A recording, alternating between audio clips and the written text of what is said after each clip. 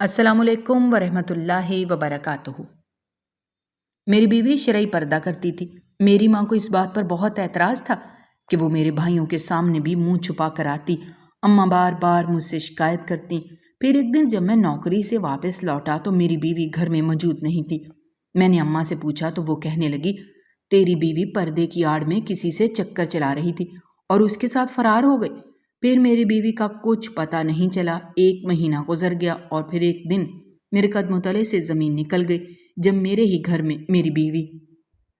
دفتر سے گھر واپس لوٹتے وقت میں نے راستے میں رک کر پھولوں کا بوکے خریدا تھا اور میں بہت ہی زیادہ خوش تھا۔ مجھے بس جلد سے جلد گھر پہنچنا تھا اور اپنی بیوی زینب کو سینے سے لگانا تھا۔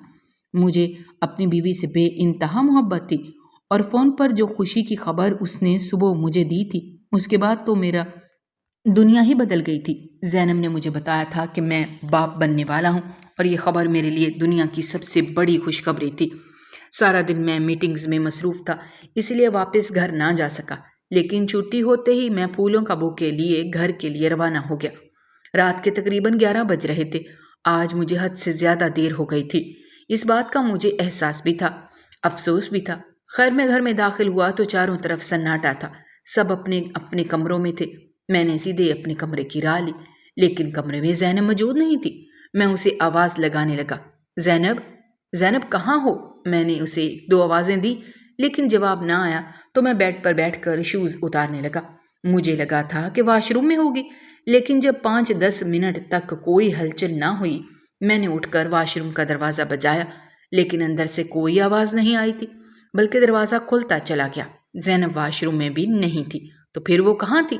میں تیزی سے کمرے سے باہر نکلا اور اسے سارے گھر میں تلاش کرنے لگا، یہاں تک کہ میں نے ایک ایک کونا دیکھ لیا، مگر وہ کہیں نہیں تھی۔ پھر میں نے اپنی ماں کے کمرے کا دروازہ بجایا اور اندر داخل ہوا تو اماں بستر پر آنکھیں بند کر کے لیٹی ہوئی تھی۔ مجھے دیکھ کر اٹھ کر بیٹھ گئی، کہنے لگی، آ گیا میرا بچہ، آج تو بہت ہی دیر کر دی۔ میں نے اماں سے کہا، اماں زینب کہاں ہے؟ میں نے سارا گھر دیکھ لیا لیکن وہ کہیں نہیں ہے۔ اماں نے کندھے اچکائے اور کہنے لگی، مجھے نہیں معلوم، وہ تو شام میں گھر سے نکلی تھی، ابھی تک واپس نہیں لوٹی کیا؟ میں نے کہا، نہیں اماں، وہ کہیں بھی نہیں ہے۔ کہاں گئی تھی؟ کچھ بتا کر نہیں گئی؟ اماں نے ایک ٹھنڈی سانس بھری اور کہنے لگی، وہ تو اکثر ہی بنا بتائے گھر سے باہر جاتی تھی، تمہیں کہوں گی تو برا لگے گا، لیکن سچ تو یہی ہے کہ اس کے بہت سے عاشق تھے جن سے ملاقات کے لیے وہ بے دھڑک گھر میں نکل جاتی تھی، کیونکہ نہ اسے تمہارا خوف تھا اور نہ ہی بدنامی کا۔ پردے کی آڑ میں وہ بڑی آسانی سے منہ چھپا کر اپنے عاشقوں کے ساتھ گھوم پھر جو سکتی تھی۔ اماں کی بات سن کر مجھے بہت برا لگا۔ میں نے کہا، اماں خدا کے واسطے ایسی باتیں نہ کریں، اب تو یوں نہ کہیں، اب تو میں باپ بننے والا ہوں، میری بیوی کی عزت کا کچھ تو پاس رکھیں۔ میری بات سن کر اماں نے چونک کر میری طرف دیکھا اور پھر کہنے لگی، کیا کہہ رہے ہو؟ کیا زینب امید سے تھی؟ میں نے مسکرا کر کہا، ہاں اماں، وہ امید سے تھی، لیکن اس نے یہ بات سب سے پہلے مجھے بتائی تھی اور میں نے اسے منع کیا تھا کہ ابھی گھر میں کسی کو نہ بتانا، ہم دونوں مل کر آپ سب کو سرپرائز دینا چاہتے تھے، لیکن نہ جانے وہ کہاں چلی گئی ہے۔ اماں کے چہرے پر ایک رنگ آ کر گزر گیا، کہنے لگی، جیسے گئی ہے ویسے واپس بھی آ جائے گی، تم فکر نہ کرو۔ میں نے اماں سے کہا، رات کے 11 بج رہے ہیں، اتنی دیر تک وہ کبھی باہر نہیں رہتی، میں ایسا کرتا ہوں امام صاحب کے پاس دیکھ کر آتا ہوں، ہو سکتا ہے اس کی طبیعت خراب ہو اور وہاں چلی گئی ہو۔ اماں نے کچھ نہ کہا تو میں گھر سے نکل پڑا۔ زینب دراصل امام صاحب کی بیٹی تھی، اس لیے میں سیدھے امام صاحب کے گھر پہنچ گیا۔ ان سے زینب کے بارے میں پوچھا تو انہوں نے بھی لا علمی کا اظہار کر دیا۔ پھر تو میری پریشانی اور بھی بڑھ گئی۔ میں نے کچھ پاس پڑوس والوں سے بھی معلومات لی اور خود بھی یہاں وہاں تلاش کیا، لیکن زینب کا کچھ پتہ نہ چلا، اور پھر پریشانی کے عالم میں نے پولیس میں کمپلین بھی درج کروا دی۔ پولیس والوں نے اسے تلاش کرنے کا کہہ کر ہمیں واپس گھر بھیج دیا۔ میں اس قدر پریشان اور بے سکون تھا کہ میرے لیے گھر میں ایک پل بھی بیٹھنا مشکل تھا۔ میں بار بار گھر سے باہر نکل جاتا، سڑکوں پر گھومتا پھرتا، اسے تلاش کرتا، یہاں تک کہ رات بھی گزری اور اگلا دن بھی، اور اگلی رات آ گئی، لیکن نہ زینب کا کچھ پتہ چلا اور نہ میرے دل کو قرار آیا۔ دن تیزی سے گزرنے لگے۔ امام صاحب اور ان کے گھر والوں کی حالت بھی بہت خراب تھی اور میرا حال بھی کچھ ایسا ہی تھا۔ میں یہ سوچ کر تنہائی میں آنسو بہاتا تھا کہ نہ جانے میری بیوی اور بچے کے ساتھ کیا ہوا ہے۔ وہ کہاں گئی تھی، واپس کیوں نہیں لوٹی؟ جبکہ اماں کا یہی کہنا تھا کہ اس کا کردار ٹھیک نہیں تھا، اسے کوئی مجھ سے بہتر شخص مل گیا ہوگا، اس لیے ہمیشہ کے لیے چلی گئی۔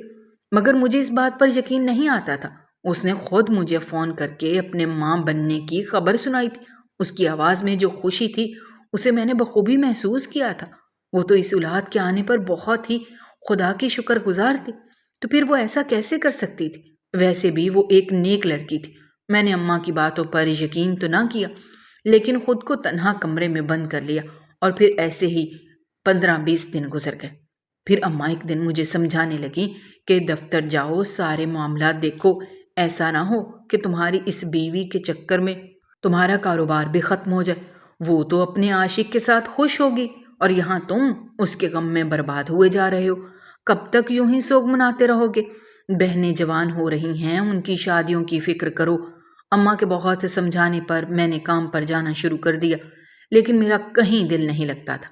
اور پھر 1 مہینے بعد ایک رات جب میں بہت دیر سے گھر لوٹا تو مجھے اسٹور روم میں سے آوازیں سنائی دینے لگیں۔ اپنے کمرے میں جاتے جاتے میں ٹھٹک کر رکا، اور جیسے ہی اسٹور روم میں پہنچا تو میرے ہوش ٹھکانے آ گئے، کیونکہ وہاں تو میں اپنے لیے ایک نیک اور شریف بیوی چاہتا تھا، ایسی بیوی جو میرے بچوں کی اچھی ماں بن سکے، جو ان کی اچھی تربیت کر سکے۔ اس لیے جب میری شادی کا وقت آیا تو میں نے اپنی ماں سے کہا کہ مجھے ایسی لڑکی چاہیے جو صوم و صلات کی پابند ہو اور بہت نیک ہو۔ میری بات سن کر اماں نے عجیب نظروں سے مجھے دیکھا اور کہنے لگی، بیٹا، آج کل کے دور میں ایسی لڑکیوں کو کون پسند کرتا ہے؟ اور پھر ہمارے گھر کا ماحول بالکل بھی ایسا نہیں ہے۔ دراصل ہمارے گھر میں کافی ماڈرن ماحول تھا، سب ایک ساتھ بیٹھتے تھے، گھلتے ملتے تھے، میری بہنیں کزنز کے برابر بیٹھ جاتی، وہ نہ محرم ہوتے، لیکن ان کے درمیان کی بے تکلفی بہت ہی زیادہ عجیب تھی۔ میں بھی بچپن سے اسی ماحول میں پلا بڑھا تھا، لیکن میرا ذہن تھوڑا مختلف تھا، مجھے ہمیشہ سے ہی یہ سب پسند نہیں تھا۔ پھر میں زیادہ تر وقت نیک لوگوں میں گزارتا تھا، اسی لیے میری سوچ میں بھی تبدیلی آتی چلی گئی۔ میں اپنی بہنوں کو روکنے ٹوکنے کی کوشش کرتا تو میری ماں ہی درمیان میں آ جاتی اور کہتی، بیٹا، سب رشتہ دار ہیں، خاندان والے ہیں، کیا تمہیں اپنی بہنوں کے کردار پر بھروسہ نہیں ہے؟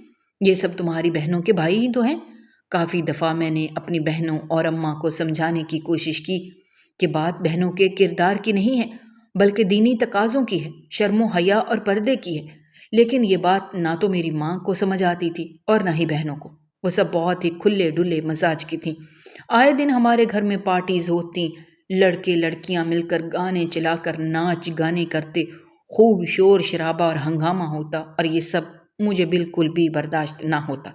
اس لیے جب میں نے ایسی لڑکی کی بات کی جو نیک اور دیندار ہو تو میری اماں نے صاف انکار کر دیا، کہنے لگیں، ایسی لڑکی کو لا کر میں کہاں اپنے سر پر بٹھا لوں گی؟ ایک تو کیا کم ہے جو ہر وقت ہمیں نیکی اور بدی کا سبق پڑھاتا رہتا ہے، جو اب میں ایک اور کو لے آؤں؟ میں نے سوچا ہے میں اپنی بہن کی بیٹی سے تیرا رشتہ پکا کروں گی۔ اماں کی بات سن کر میں اچھل پڑا۔ میں نے کہا، بالکل بھی نہیں، میں تمنا سے ہرگز شادی نہیں کروں گا۔ وہ انتہائی ماڈرن لڑکی ہے، ہر غیر مرد کے ساتھ ہاتھ ملاتی ہے، اس سے باتیں کرتی ہے، بلا ضرورت وہ مجھ سے اتنا بے تکلف ہو جاتی ہے۔ میری بات سن کر اماں بولی، اس میں کیا بری بات ہے؟ آج کل ہر لڑکی ایسے ہی کرتی ہے، یہی زمانے کے تقاضے ہیں، بدلتے ہوئے وقت کے ساتھ ہمیں بدلتے رہنا چاہیے۔ میں نے انکار میں سر ہلایا اور کہا، نہیں اماں، بدلتے ہوئے وقت کے ساتھ زمانہ تو بدل سکتا ہے، لیکن ہم مسلمانوں کے لیے ہماری تعلیمات ہمیشہ ایک جیسی ہی رہیں گی۔ میری بات پر اماں خاموش ہو گئی، لیکن انہوں نے قسم کھائی تھی کہ وہ میرے لیے ایسی لڑکی تلاش نہیں کریں گی۔ پھر اماں نے اسی شام خالہ اور تمنا کو بلا لیا۔ تمنا بلا جھجک میرے کمرے میں چلی آئی، میرے سامنے بیٹھ گئی، میرا ہاتھ پکڑ لیا اور کہنے لگی، میں آپ کو بہت پسند کرتی ہوں اسد۔ خالہ نے اماں سے میرا ہاتھ مانگا ہے، میں تو بہت خوش ہوں کہ میں اور آپ ایک ہونے والے ہیں۔ ایک بار آپ کی مجھ سے شادی ہو جائے تو یہ جو آپ ہر وقت بورنگ سا لیے پھرتے ہیں نا، میں یہ سب ختم کر کے آپ کو اپنے جیسا بنا دوں گی۔ تمنا کا چہرہ خوشی سے سرخ ہو رہا تھا، جبکہ میرے سر پر آسمان گر پڑا۔ میں سر سے پاؤں تک اس لڑکی کو دیکھ رہا تھا جس نے لباس کے نام پر نیم برہنہ سے کپڑے پہنے تھے۔ نہ جانے وہ کیسا کپڑا تھا کہ اس کا پورا وجود آر پار سے نظر آ رہا تھا۔ برانڈز کے نام پر آج کل اسی طرح کے کپڑے آ رہے تھے جن کا پہننا اور نہ پہننا برابر تھا۔ میں نے بے اختیار ہی اپنی نظریں چرائیں، اپنا ہاتھ اس کے ہاتھ سے چھڑا کر اس سے کہا، میں تم سے شادی نہیں کرنا چاہتا تمنا، میں نے اماں کو منع کیا تھا، لیکن اماں کو یہ بات سمجھ نہیں آتی۔ بہتر یہ ہے کہ تم اس بات کو دل سے نہ لگانا، اور اماں سے میں خود بات کر لوں گا۔ میں نے سختی سے اسے انکار کر دیا۔ کتنی ہی دیر وہ مجھے گھورتی رہی اور پھر کہنے لگی، ایک نہ ایک دن تم اپنے اس فیصلے پر ضرور پچھتاؤ گے، اور پھر میرے کمرے سے نکل کر چلے گئی۔ اس کے بعد میرا اور اماں کا اس رات بہت جھگڑا ہوا اور مجبوراً اماں نے خالہ کو رشتے کے لیے خود ہی انکار کر دیا۔ اماں نے مجھ سے بات چیت بند کر دی تھی۔ وہ سخت ناراض تھیں۔ میں روز انہیں منانے کی کوشش کرتا، لیکن انہیں مجھ سے کہیں زیادہ تمنا عزیز تھی۔ پھر ایک دن میرے بہت منانے پر اماں مان گئی، لیکن اس دن کے بعد سے میں نے شادی والا موضوع ہی نہیں چھیڑا۔ اماں نے میری شادی کی بات کی، اس بات کو 3 مہینے گزر گئے۔ ایک دن جب میں نماز پڑھ کر مسجد سے باہر نکلا تو میں نے دیکھا کہ امام صاحب خاموشی سے کونے میں بیٹھے تھے، چہرے پر کچھ پریشانی تھی۔ میں ان کے پاس جا کر بیٹھ گیا اور پوچھا کہ امام صاحب کوئی بات ہے تو مجھے بتا دیں، شاید میں آپ کا مسئلہ حل کر دوں۔ ہم پیسے والے لوگ تھے، اس لیے میں نے سوچا کہ اگر انہیں پیسوں وغیرہ کی مدد چاہیے ہوگی تو میں فوراً سے کر دوں گا، کیونکہ وہ بہت نیک اور معتبر انسان تھے۔ کافی عرصے سے ہمارے علاقے کی مسجد کے امام تھے، سبھی ان سے اچھی طرح واقف تھے۔ امام صاحب نے سر اٹھا کر میری طرف دیکھا اور دھیرے سے مسکرا دیے، کہنے لگے، بس بیٹا، میں اللہ کی رضا میں راضی ہوں۔ میں نے کہا، امام صاحب پھر بھی اللہ اپنے نیک بندوں کی مدد کے لیے کسی نہ کسی کو تو ذریعہ بناتا ہے، کیا پتہ میں ذریعہ بن جاؤں۔ میں نے امام صاحب کا ہاتھ پکڑا تو وہ آہستگی سے کہنے لگے، میری بیٹی زینب بہت ہی پیاری بچی ہے، میں نے اپنی مرضی سے اس کی شادی پکی کی تھی، لیکن 6 مہینے بعد ہی اس لڑکے کا انتقال ہو گیا جس کے ساتھ اس کی شادی پکی ہوئی تھی۔ اب اس کے لیے رشتے نہیں آ رہے، پتہ نہیں کیوں لوگ میری بیٹی کو منحوس کہہ رہے ہیں۔ لوگ کہہ رہے ہیں کہ اس کی وجہ سے اس لڑکے کا انتقال ہوا، جبکہ یہ تو اللہ کی رضا تھی۔ اب سمجھ نہیں آتا کہ میں لوگوں کو کس طرح سمجھاؤں کہ آج کل لوگوں کے عقائد تو ویسے ہی کمزور ہو چکے ہیں، لیکن مجھے اللہ کی ذات پر پورا بھروسہ ہے۔ زینب میری اکلوتی بیٹی ہے، بہت نیک اور نمازی بچی ہے، میں چاہتا ہوں کسی ایسے ہی شخص سے اس کی شادی ہو جائے۔ امام صاحب کی بات سن کر میں چونک اٹھا تھا۔ واقعی امام صاحب کے گھر والوں میں سے میں نے آج تک کسی کو نہیں دیکھا تھا۔ اگر ان کے گھر سے کوئی نکلتا تو اس قدر پردے میں ہوتا کہ ہمیں پتہ ہی نہیں ہوتا تھا کہ وہ کون ہے۔ پھر امام صاحب سے بھی ہم اچھی طرح واقف تھے۔ بنا دیکھے بنا جانے میں نے ایک لمحے میں ہی فیصلہ کر لیا تھا کہ میں زینب کو اپنی شریک حیات بناؤں گا۔ اگر اللہ کی رضا سے اس کے منگیتر کا انتقال ہو گیا تھا تو اس میں اس بیچاری کی تو کوئی غلطی نہیں تھی۔ میں نے امام صاحب سے کہا، فکر نہ کریں، جلد ہی آپ کی پریشانی حل ہو جائے گی۔ یہ سن کر وہ دھیرے سے مسکراتے ہوئے کہنے لگے، ہاں بے شک اللہ بہت بڑا ہے، وہ اپنے بندوں کو تنہا نہیں چھوڑتا۔ امام صاحب سے رخصت لے کر میں اپنے گھر پہنچا تو میری اماں اور بہنیں فل آواز میں ٹی وی چلا کر بیٹھی ہوئی تھیں۔ میں نے ریموٹ اٹھا کر ٹی وی بند کر دی اور اماں سے کہا، مجھے آپ سے ضروری بات کرنی ہے۔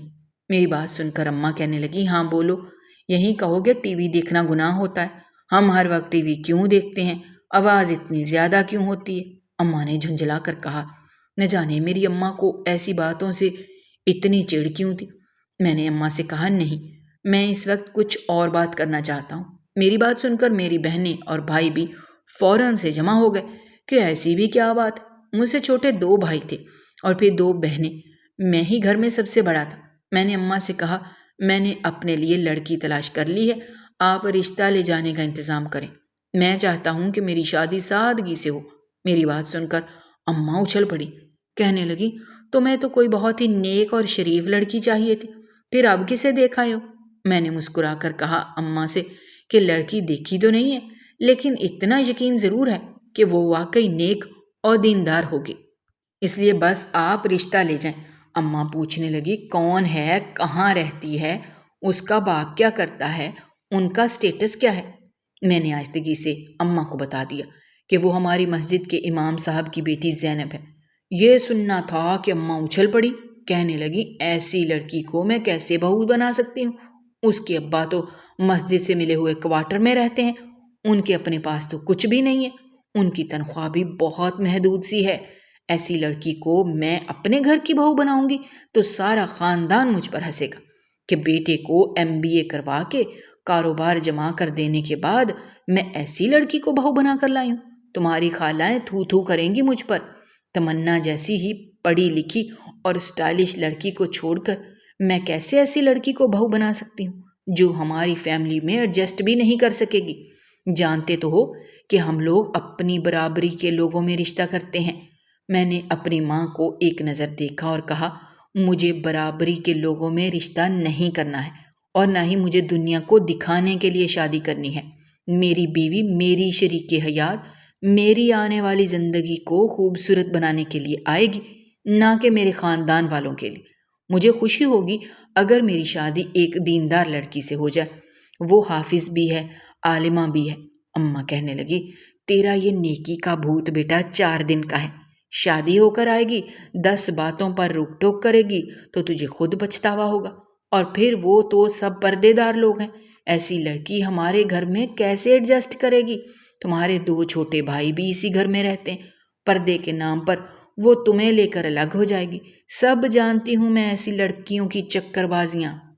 یہ پردہ کرتے ہی اسی لیے ہیں تاکہ علیحدہ گھر میں اپنی زندگی گزار سکیں اور پردے کے نام پر شوہر کی نظروں میں بھی سرخرو ہو جائیں۔ شوہر کی پیٹھ پیچھے ان کی جو حرکتیں ہوتی ہیں میں ان سے اچھی طرح واقف ہوں۔ اپنی ماں کی ایسی باتیں سن کر مجھے بہت برا لگا تھا۔ میں نے کہا، اماں، ہر عورت ایک جیسی نہیں ہوتی، میں شادی کروں گا تو زینب سے ہی کروں گا، ورنہ میری شادی کا خیال دل سے نکال دیں۔ میں اپنی بات پر پوری طرح اٹک گیا تھا۔ 1 ہفتے تک گھر میں اسی بات کو لے کر جھگڑا ہوتا رہا اور پھر بالآخر اماں مان گئیں۔ اماں اور بہنیں میرا رشتہ لے کر گئیں اور پھر 1 ہفتے بعد میرا سادگی سے نکاح ہو گیا تھا۔ میں نے اپنے سسر سے جہیز کے نام پر 1 روپیہ بھی نہیں لیا تھا، سب کچھ خود تیار کیا تھا، اپنا کمرہ خود سیٹ کروایا تھا اور سادگی سے ہی زینب کو رخصت کروا کے لے آیا تھا۔ خاندان والوں نے اس بات پر بہت تماشا بنایا تھا کہ ایسے کیسے خاموشی سے شادی ہو گئی۔ میں نے سب کو یہ کہہ کر چپ کروا دیا تھا کہ ولیمے کی تقریب میں سب کو بلاؤں گا۔ میں نے ولیمے کی تقریب بہت بڑی رکھی تھی، لیکن پردے کا خوب انتظام کیا تھا۔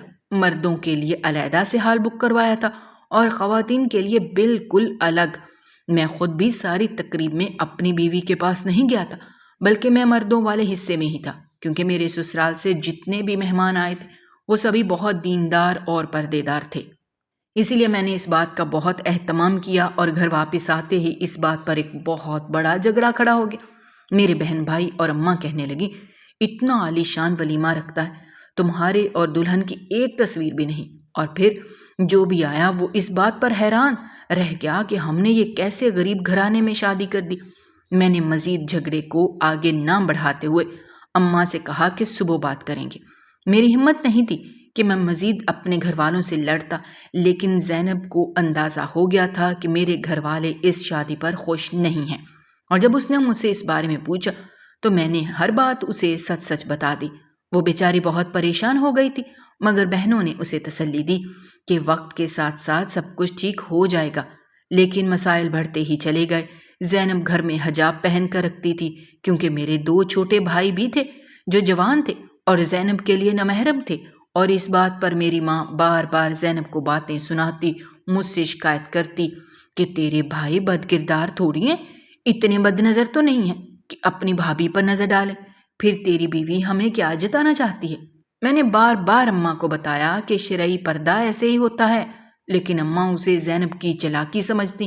دن گزرتے گئے، میرے گھر میں زینب کے لیے مشکلات بڑھتی گئیں اور ساتھ ہی میری پریشانیوں میں بھی اضافہ ہوتا گیا، کیونکہ میں جب بھی گھر میں آتا تو اماں مجھے یہ بتانا نہ بھولتی کہ میری بیوی کس طرح بغیر حجاب کے چھت پر جاتی ہے، تب اسے پردے کا خیال نہیں آتا۔ میں نے خود اپنی آنکھوں سے کبھی ایسا کچھ نہیں دیکھا تھا، لیکن اماں اور بہنیں یہی بات کہتی تھی کہ میری بیوی پیچھے زینب کوئی خاص پردہ نہیں کرتی، اگر اس کا پردہ ہے تو صرف دیوروں سے ہے۔ میں جانتا تھا کہ اماں کو تمنا کو بہو بنانا تھا، اسی وجہ سے وہ شاید زینب کو قبول نہیں کر پا رہی تھی، تبھی میں نے کسی بھی بات پر اماں کو کوئی جواب نہ دیا، نہ زینب سے کبھی کوئی سوال کیا۔ پھر ہماری شادی کے 3-4 مہینے بعد ایک دن زینب کا فون آیا اور اس نے مجھے ایسی خبر سنائی کہ میں حیران رہ گیا۔ وہ کہنے لگی کہ میری طبیعت بہت خراب تھی، میری اماں مجھے ہاسپٹل لے کر گئی تھیں کیونکہ آپ کی اماں نے منع کر دیا تھا، تو میں اماں کے ساتھ چلی گئی۔ آپ کو فون نہ کیا کہ آپ پریشان ہو جائیں گے، اور وہاں پتہ چلا کہ میں امید سے ہوں۔ میں گھر تو واپس آ گئی ہوں، لیکن ابھی میں نے آپ کے گھر میں یہ خبر کسی کو نہیں سنائی۔ ہم دونوں مل کر سارے گھر والوں کو بتائیں گے۔ زینب کی بات سن کر میں بہت زیادہ خوش ہو گیا تھا۔ اولاد کے ہونے کی خوشی ہی الگ ہوتی ہے۔ میں نے سوچا تھا کہ میں اور زینب اماں کو خود بتائیں گے تو وہ بھی بہت خوش ہوں گی، تمنا کا خیال ان کے دل سے نکل جائے گا اور زینب کے لیے نفرت بھی ختم ہو جائے گی۔ لیکن جب میں گھر واپس لوٹا اور زینب نہ ملی تو میرے ہوش اڑ گئے۔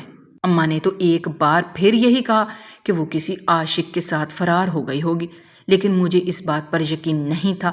میں اس کے گھر گیا تو اس کی اماں نے بتایا کہ وہ تو ہاسپٹل سے واپس گھر چلی گئی تھی، میں نے خود اسے گلی کے کونے پر چھوڑا تھا اور پھر اپنے گھر آ گئی تھی۔ پریشانی کے عالم میں نے پولیس میں کمپلین بھی درج کروا دی تھی، لیکن پھر بھی میری بیوی کا کچھ اتا پتہ نہیں تھا۔ دن گزرتے چلے گئے، 1 مہینہ ہو گیا۔ وہاں زینب کے گھر والوں کا برا حال تھا اور یہاں میرا، اور جب 15-20 دن بعد میری اماں نے دیکھا کہ میں اپنے کمرے کی حد تک رہ گیا ہوں تو انہوں نے زبردستی مجھے دفتر بھیجنا شروع کر دیا۔ اور پھر پورے مہینے بعد جب ایک رات میں دیر سے گھر لوٹا تو مجھے اسٹور روم میں سے کچھ آوازیں سنائی دے رہی تھیں۔ اسٹور روم ویسے تو میرے کمرے سے بہت دور تھا اور گھر کے پچھلے حصے میں واقع تھا، لیکن میں دفتر سے کچھ پرانا سامان لایا تھا جو مجھے اسٹور روم میں رکھنا تھا، اسی لیے میں اسٹور روم کے دروازے پر پہنچ گیا اور اندر سے آتی آوازیں سن کر حیران رہ گیا۔ اور جیسے ہی میں نے دروازہ کھولا تو میرے قدموں تلے سے زمین نکل گئی۔ سارا سچ میرے سامنے آ چکا تھا، بس میں یقین نہیں کر پا رہا تھا۔ زینب بہت بری حالت میں رسیوں سے بندھی ہوئی اسٹور روم میں پڑی تھی۔ میری اماں اس کے سر پر کھڑی تھیں اور اسے کہہ رہی تھی، بس کچھ وقت کی بات ہے، میں تمنا اور اسد کی شادی کروا دوں گی تو تجھے یہاں سے کہیں دور پھینکوا دوں گی۔ اس کے بعد دوبارہ یہاں نظر نہ آنا۔ تجھے کیا لگا تو میرے بیٹے پر قبضہ کر لے گی، دیندار اور پردے دار بن کر اس کا دل جیت لے گی؟ ایسا کبھی نہیں ہوگا۔ دیکھنا ایک دن آئے گا میرا بیٹا تم جیسی پردے دار لڑکیوں سے نفرت کرے گا۔ جب اسے یقین ہو جائے گا کہ تم واقعی کسی غیر مرد کے ساتھ بھاگی ہو تو اسے لاکھ اپنے کردار کی گواہی دو گی، وہ کبھی یقین نہیں کرے گا۔ زینب روتے ہوئے اماں سے کہہ رہی تھی کہ میں امید سے ہوں، یہ جانتے ہوئے بھی آپ اس طرح کا ظلم کیسے کر سکتی ہیں؟ لیکن میری ماں پر تو شیطان سوار تھا۔ میں جیسے ہی اندر داخل ہوا تو مجھے دیکھ کر اماں کے ہوش ٹھکانے آ گئے۔ انہوں نے سوچا بھی نہیں تھا کہ آدھی رات کو میں اسٹور روم کے دروازے تک پہنچ جاؤں گا۔ میں نے فوراً زینب کو کھولا اور اسے لے کر ہسپتال دوڑا کیونکہ اس کی حالت بہت خراب تھی۔ کچھ دیر بعد ہی وہ تھوڑی نارمل ہوئی تو میں اسے گھر لانے کے بجائے اس کے گھر لے گیا۔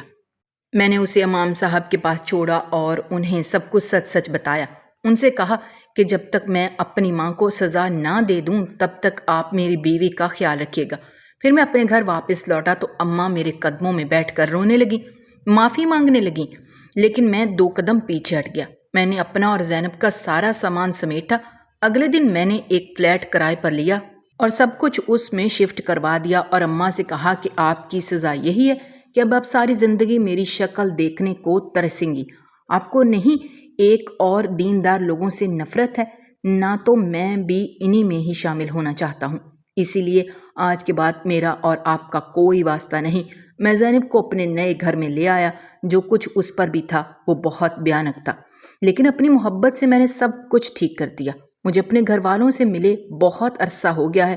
کبھی کبھی مجھے اپنی ماں کی بہت یاد بھی ستاتی ہے، لیکن پھر مجھے لگتا ہے کہ جو کچھ انہوں نے کیا شاید اس کے لیے میں کبھی انہیں معاف نہ کر پاؤں۔ آپ لوگ بتائیں کہ کیا مجھے اپنی ماں کو معاف کر دینا چاہیے؟ کیونکہ آج کے دور میں ہم شریف، نیک اور دیندار لوگوں سے نفرت کرتے ہیں کہ کسی کا نیک ہونا اس کی برائی ہے۔ ناظرین